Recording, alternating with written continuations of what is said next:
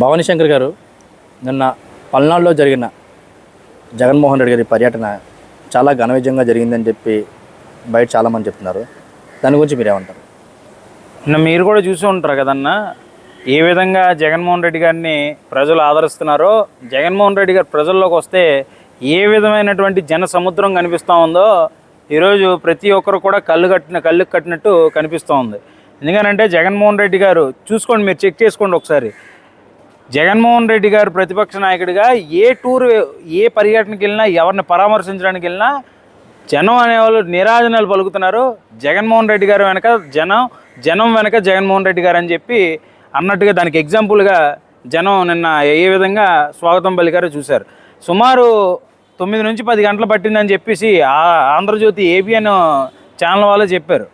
జగన్మోహన్ రెడ్డి గారు అన్ని కిలోమీటర్లకి అంతసేపు పట్టిందా అని చెప్పి. అంటే ఎన్ని చెక్ పోస్టులు పెట్టి 25 చెక్ పోస్టులు అంట, 25 కాకపోతే 100 పెట్టుకోండి. జగన్మోహన్ రెడ్డి గారిని జనం నుంచి జగన్మోహన్ రెడ్డి గారిని వేరు చేయడం ఎవరి తరం కాదు. ఇదంతా బాగానే చెప్పారు. అయితే ఒక నెగిటివ్ వార్త అయితే బాగా బయట ట్రోల్ అవుతుంది. అందులో క్యాన్వే కింద ఒక ఆయన మరణించారని చెప్పని, అండ్ అలాగే ఇంకొక ఆయన సమస్యలు పడిపోయారని. మెయిన్ విషయంకి వస్తే ఒక వ్యక్తి ప్లకౌట్ పట్టుకొని ఏదో డైలాగ్ చెప్పారండి. ఆ డైలాగ్ గురించి మీరేమంటారండి? ఏ డైలాగ్ అండి? ప్లకార్డ్ పట్టుకుని డైలాగ్. ఇప్పుడే మా నాయకుడు జగన్మోహన్ రెడ్డి గారు ప్రెస్ మీట్ పెట్టి ఆ విషయం చెప్పారు. గంగమ్మ జాతరలో పొట్టేళ్ళని తెలకాయలు కోసినట్టు రప్ప నరుకుతామని ఆ డైలాగే కదా. ఆ డైలాగు పుష్ప సినిమాలో డైలాగ్ అనుకుంటా కదా. పుష్ప సినిమాలో డైలాగ్ని పట్టుకొని ఆ ప్లకార్డ్ అభిమానం పట్టుకొని వస్తే దాన్ని తప్పు అని అంటారు ఏంటి అసలు? అది సినిమా డైలాగ్ కదా, పుష్ప 2 సినిమాలో డైలాగ్ అది. దాన్ని పట్టుకొని తప్పు. అసలు మనం డెమోక్రసీలో ఉన్నామా లేదా? డెమోక్రసీలోనే కదా ఉన్నాం. పుష్ప సినిమా ప్లకార్డ్ పట్టుకున్నా తప్పే, పుష్ప సినిమా డైలాగ్ రాసినా తప్పే, ఎట్ట అన్న తప్పే, అట్ట అన్న తప్పే. ఏందబ్బా ఇది అసలు నాకు తెలియగడుగుతాను. అసలు నన్ను ఊపిరి తీసుకుంటే కూడా మీకు భయం వేసేస్తుంది. మళ్ళీ శ్వాస అంతే ఫాస్ట్గా కనుక వదిలితే కొట్టుకుపోతారనే భయం ఆల్రెడీ మీ నాయకులకి, మీ కూటమి నాయకులకి, మీ అందరికీ కూడా భయం పట్టుకుందనమాట. అంటే ఊపిరి అని గట్టిగా తీసుకొని అదే ఫ్లోలో కానీ గట్టిగా వదిలితే మీరు ఆ గాలిలో కొట్టుకుపోతారని మీకు కూడా తెలుసు. కేవలం అందుకనే మేమేది చేసినా మీడియాని పట్టుకొని, ఇదేదైతే కుల మీడియాని పట్టుకొని మీరు జగన్మోహన్ రెడ్డి గారు చేసేవన్నీ తప్పులు, మేము ఏం తప్పులు చేసినా అది ఒప్పు అని చెప్పి చిత్రీకరించుకుంటున్నారు. రెండోది, మీరు క్వశ్చన్ అడిగారు కదా ఏదో చనిపోయారు అని చెప్పేసి. అది చనిపోవడానికి గల ముఖ్య కారణం ప్రైవేట్ వెహికల్, సఫారీ వెహికల్. అది ఏ వెహికల్ కలరు, వెహికల్ నెంబరు ఆ జిల్లా ఎస్పీ ఆల్రెడీ నిన్న సాయంత్రమే ఎలాంటి వాళ్ళు ఉంటారని ఆయన కూడా ముందు జాగ్రత్తతో ప్రెస్ మీట్ పెట్టి వివరంగా చెప్పడం జరిగింది. తెలుగు వచ్చిన వాళ్ళైతే, తెలుగు అర్థమవుతున్న వాళ్ళైతే దయచేసి ఫస్ట్ ఒక ప్రెస్ మీట్ని ఒకసారి సెర్చ్ చేసి ఆ ప్రెస్ మీట్ని ఒకసారి తీసుకొని ప్రెస్ మీట్ ఏం చెప్పారు ఎస్పీ గారు, అసలు మీరేం విన్నారనేది ఒకసారి చూడండి.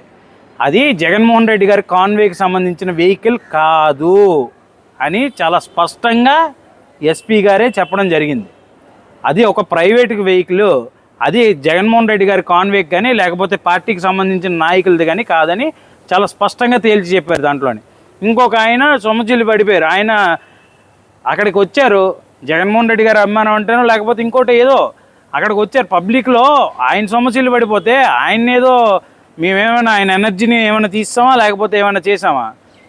పోనీ జగన్మోహన్ రెడ్డి గారు మనుషులు కానీ లేకపోతే ఇంకెవరైనా లీడర్స్ కానీ కార్యకర్తలు కానీ ఏమైనా చేయకూడని ఏమైనా చేశారా?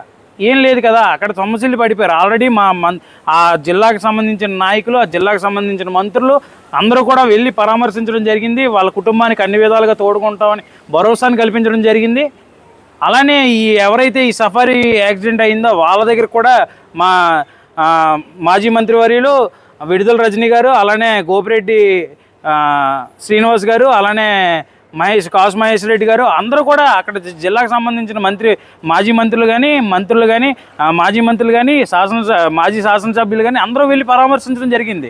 వాళ్ళందరినీ మా హక్కును చేర్చుకొని విషయాన్ని తెలుసుకునే ప్రయత్నం కూడా చేసాం.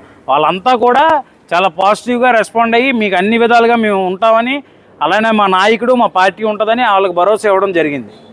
దాన్ని పట్టుకొని ఈరోజు ఆ ప్రజలు ఏదైతే నిరాధనలకి జగన్మోహన్ రెడ్డి గారు వస్తున్నారంటే దారి పొడుగునా కూడా హారతులు గుమ్మడికాయలతో దిష్టి తీయడానికి రెడీ అయ్యారని చెప్పి జగన్మోహన్ రెడ్డి గారికి ఇలాగా ఈ ఫాలోయింగ్ అంతా చూసి ఆ క్రేజ్ని చూసి జనాల్లో ఏంటి ఇంత క్రేజ్ ఉంది దీనికి, ఈరోజు ఆయన సీఎమ్మా మనం సీఎమ్మా తెలియని పరిస్థితిలో ఉన్నామని చెప్పి మీ ఐటీడీపీ ఏదైతే ఉందో ఆ ఎల్లో మీడియా ఏదైతే ఉందో దాన్ని పట్టుకొని విపరీతమైన విష ప్రచారం. జగన్మోహన్ రెడ్డి గారు ఊపిరి తీసుకున్నా మీకు భయం, జగన్మోహన్ రెడ్డి గారు ఊపిరి వదిలినా మీకు భయం. మరి అది ఏంటో, అది మీ పద్ధతి ఏంటో నాకైతే ఏం అర్థం అవ్వట్లేదు. జగన్మోహన్ రెడ్డి గారు ప్రజల్లోకి వెళ్తే ఖచ్చితంగా జగన్మోహన్ రెడ్డి గారి వెనక మీరు అడ్డు పెట్టినా ఏం పెట్టినా జగన్మోహన్ రెడ్డి గారి వెనక ఖచ్చితంగా మీరు నిన్నే చూసుంటారు. కేసులు పెడతామని బెదిరించిన, లాఠీ చార్జ్ చేసిన జగన్మోహన్ రెడ్డి గారి వెనకతల ఎన్ని లక్షల మంది వెళ్ళారనేది ఒకసారి చూసుంటారు. రాత్రి నేను ఇన్స్టాగ్రామ్లో కూడా ఒక వీడియో చూశాను, రీల్. ఒక అమ్మాయి ఒక చెల్లెమ్మ పెట్టింది, నేను వీడియో కవరేజ్ చేయట్లేదు, ఎన్ని లక్షల మంది ఉన్నారో ఒక్కసారి ఈ మీడియా ఒకసారి కవర్ చేయండి అని. అంటే ఎంత అభిమానం లేకపోతే జగన్మోహన్ రెడ్డి గారు అంటే, ఈరోజు అంత అభిమానాన్ని ఆయన సొంతం చేసుకున్నారు కాబట్టి జనంలోకి ఎప్పుడు జగన్మోహన్ రెడ్డి గారు వెళ్ళినా లక్షల మంది వెనకతల నడవడానికి సిద్ధంగా ఉన్నారని సంకేతాలు ఇప్పటి నుంచే వీళ్ళకి హెచ్చరిస్తూ వీళ్ళకి తెలియజేస్తూ కూటమి నాయకులకి ఆ విధంగా తెలియజేస్తున్నారు జగన్మోహన్ రెడ్డి గారు వెనకతలు నడుస్తూ.